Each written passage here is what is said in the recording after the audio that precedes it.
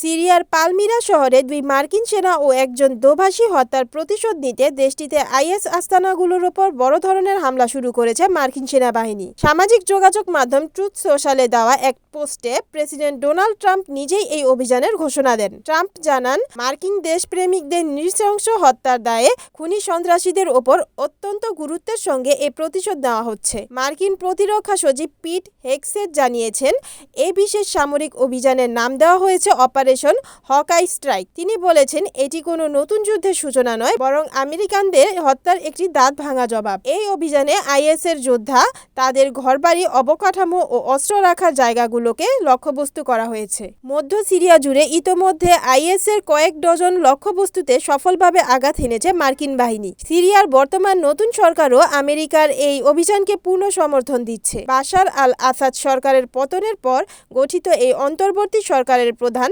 আহমেদ আল শারা গত মাসেই ট্রাম্পের সঙ্গে এক বৈঠকে আইএস বিরোধী লড়াইয়ে সহযোগিতার চুক্তি করেছিলেন। সিরিয়ার পররাষ্ট্র মন্ত্রণালয়ও জানিয়েছে, তারা দেশ থেকে সন্ত্রাসীদের নির্মূল করতে প্রতিশ্রুতিবদ্ধ।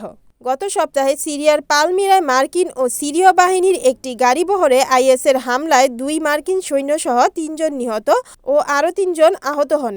বর্তমানে সিরিয়ায় প্রায় ১,০০০ মার্কিন সেনা মোতায়েন রয়েছে, যারা আইএসের অবশিষ্টাংশ নির্মূলে কাজ করছে। হোয়াইট হাউসের মতে, সিরিয়াকে একটি নিরাপদ ও স্বাধীন রাষ্ট্র হিসেবে গড়ে তোলার পথে আইএসের মতো সন্ত্রাসী গোষ্ঠীগুলো বড় বাধা, আর সেই বাধা দূর করতেই এই পাল্টা হামলা চালানো হচ্ছে।